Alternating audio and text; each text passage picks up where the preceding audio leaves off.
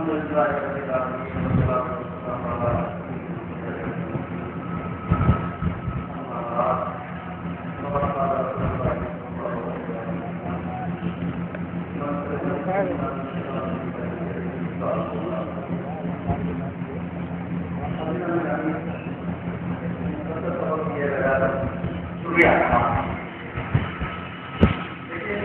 ساری باتوں کو سمیٹتے ہوئے صرف لفظوں میں پیغام دینا چاہتا ہوں اپنی امت مسلمہ کے لیے، کیونکہ امت مسلمہ کو آج بہت ساری مشکلات کا سامنا کرنا پڑ رہا ہے، اور اس کے علاوہ جو ہماری قربانیاں ہیں، جو ہمارے افراد کی قربانیاں ہیں، ان قربانیوں کو ملا کے اسرائیل اور امریکہ یہ چاہتا ہے کہ ہم آپس میں جڑ جائیں، ہم آپس میں ایک دوسرے سے جوڑ پائیں، کیونکہ اگر آپ تاریخ کو اٹھا کے دیکھیے، پیپر اور اخبارات کو اٹھا کے دیکھیے،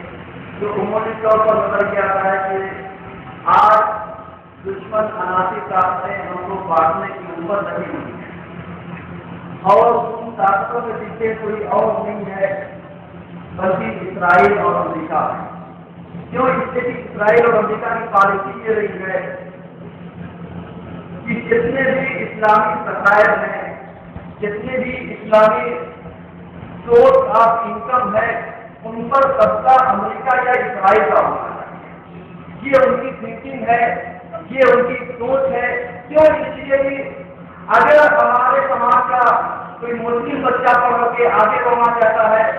تو اس کو غربت کا ایک بہانہ دکھا کر کے اور اس کی غربت کا ناجائز فائدہ اٹھا کر کے کہیں اس کو چھوٹے سے کام پر لگا کر کے احسان جتا کر کے اس کے پڑھنے پہ قدم کو روک دیا جاتا ہے۔ کیوں؟ اس لیے بھی تاکہ یہ بچہ آگے بڑھ سکے، ایک انجینئر، ایک ڈاکٹر، ایک سائنٹسٹ نہ بن سکے۔ کیوں؟ اس لیے کہ جب وہ اس پوسٹ کے اوپر، مقام کے اوپر، رتبے کے اوپر، مراتب کے اوپر جب وہ پہنچے گا کہ یقینی طور پر جو دشمن کی سازشیں ہیں،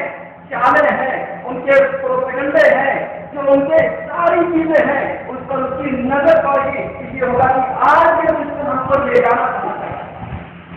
جب اس لیے آج امریکہ اور اسرائیل جو سازشیں کر رہے ہیں،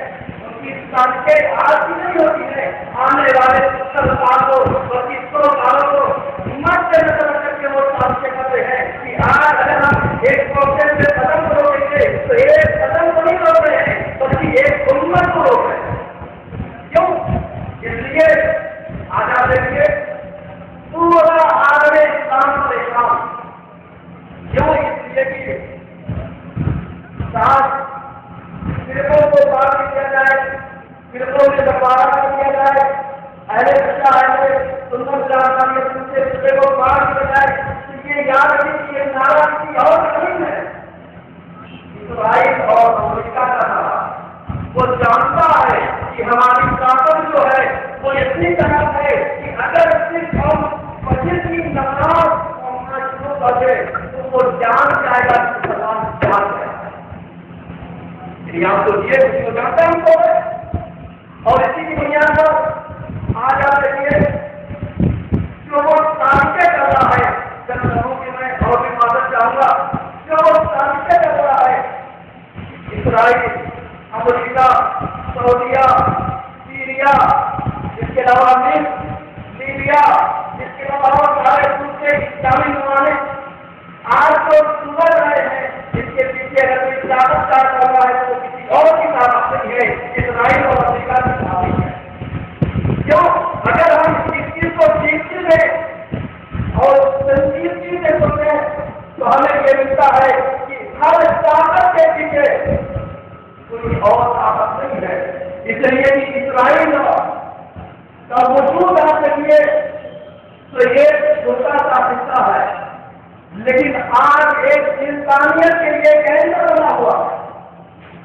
اس لیے کہ یہ جو انسانیت کا کینسر بنا ہوا ہے انسان کے خلاف، ضروری یہ ہے کہ آج اس کینسر کو نکال کے دے دیا جائے،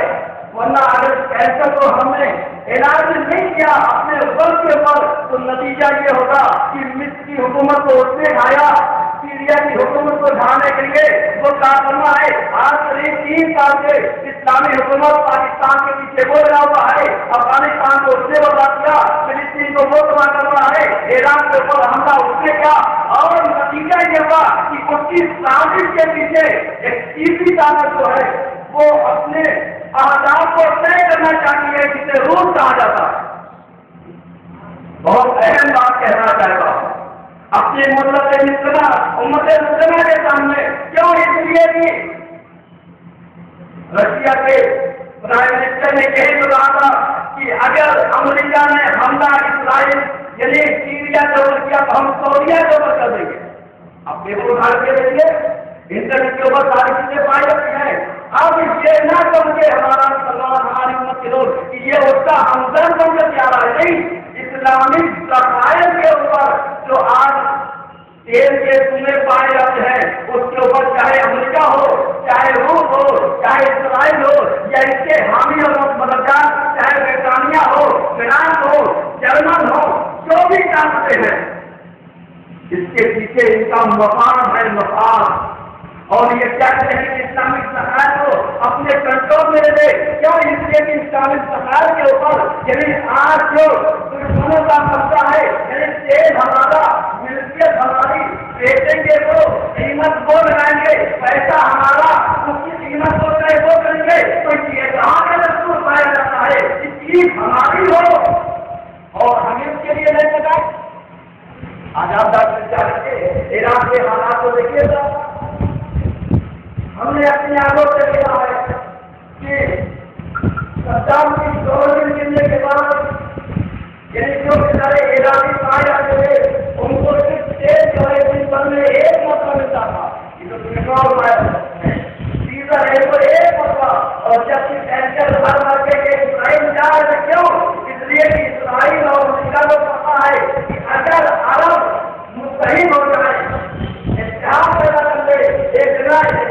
چرچا ہو جائے، تو یقینی طور پر نہ امریکہ کا وجود ہو سکتا ہے، نہ اسرائیل کا وجود ہو سکتا ہے، کیوں؟ اس لیے کہ مجھے یاد ہے کہ آج اتنی بڑی طاقت ہے مسلمانوں کی، وہ زیادہ نہیں، ایک ایک گلاس پانی میں اور صرف اسرائیل کی طرف بہا دے تو اسرائیل کا وجود ایسے ہی ختم ہو جائے گا۔ دوڑنے کی ضرورت نہیں ہے، لیکن اسرائیل دوڑنے کے لیے نہیں آتا ہے، جذباتا رہتا ہے۔ لیکن کیا کہنا، ہم نے حزب اللہ کا نام تو بھی دیکھا، یہ امت مسلمہ کے سامنے معلوم کی بات ہو ہے، بات نہیں کیا ہو رہی ہے، اپنی بات کہنا چاہتا ہوں۔ لبنان کو بھی دیکھا ہے جس نے اسرائیل کو 33 دن جنگ میں اتنا نقصان کر دیا کہ عرب کے دلوں میں ایک خوف بیٹھا ہوا تھا کہ اسرائیل سے کوئی چیز نہیں سکتا ہے، اسرائیل کو کوئی ہرا نہیں سکتا ہے۔ لیکن کیا کہنا، ایک گروہ تھا، ایک گروہ تھا، ایک حزب تھی جس نے لڑ کر کے بتا دیا بہت ہی کام دینا ہے، اگر اللہ کا بھروسہ ہو، نمازوں پر یقین ہو، ایمان کی طاقت پائی جاتی ہو تو نہ یہود لڑ سکتا ہے نہ نصارہ۔ آپ سوچیے، اس لیے کہ قرآن کہتا ہے لا تتخذوا اليهود والنصارى، کہ دیکھو نہ تم یہود کے ساتھ دوستی کرنا اور نہ نصاریوں کے ساتھ دوستی کرنا۔ لیکن آج ہمارا عالم یہ ہے کہ ہم یہودیوں کے ساتھ بھی دوستی کر رہے ہیں اور نصاریوں کے ساتھ دوستی کر رہے ہیں، کیوں؟ اس لیے کہ ہم ان کے ساتھ دوستی کر لیتے ہیں تو قرآن کی پامالی کوئی اور نہیں کر رہا ہے، اس کے احکامات پر خود پامال کر رہے ہیں۔ تو جب مجھے پتا ہے کہ یہ اپنی مقدس کتاب کے قانون کے پابند نہیں ہے تو پھر کیا ہوگا؟ نتیجہ یہ ہوگا کہ جب انہیں پتا چل گیا کہ یہ اپنی مقدس کتاب کے پابند خود نہیں ہے تو پھر اب ہم انہیں اپنا پابند بنا لیں گے۔ نتیجہ یہ ہوگا کبھی یہ مسلمان یعنی اسرائیل کے سامنے سجدہ کرتا نظر آئے گا، کبھی امریکہ کے سامنے جھکتا نظر آئے گا۔ یعنی آپ سوچیے ذرا سا، اس کا مطلب کیا ہو گیا؟ اس کا مطلب یہ ہو گیا کہ اسرائیل اور امریکہ یہ چاہتے ہیں کہ یہ سیریا میں مسلمانوں کے فرقوں کو لڑا دیا جائے اور مسلمانوں کو صرف ایک چیز کے اوپر جسے جہاد کہا جاتا ہے، جہاد کے نام پر ورگلایا جائے تو جہاد کا سچا مفہوم وہ ہوتا ہے کہ جس کو اسلام نے دیا ہے، نہ یہ کہ وہ مفہوم جس سے اسرائیل اور امریکہ دے گئے، اس سے کہ اگر اسرائیل اور امریکہ کے لوگوں کو جہاد کا نام دو گے تو اس میں نہ ثواب پایا جائے گا نہ عاقبت پائی جائے گی، لیکن اگر اللہ کے لیے اسلام کے لیے لڑنا چاہو تو جہاد کرو جس سے رسول کی حرمت بھی باقی رہ جائے، جس میں آئے رسول بھی باقی رہ جائے، اس لیے کہ اگر تم جہاد کا مفہوم بدل دو گے تو دشمن جو ہے تو تمہارے مقدسات کی پامالی سے کیا ہو جائے گا۔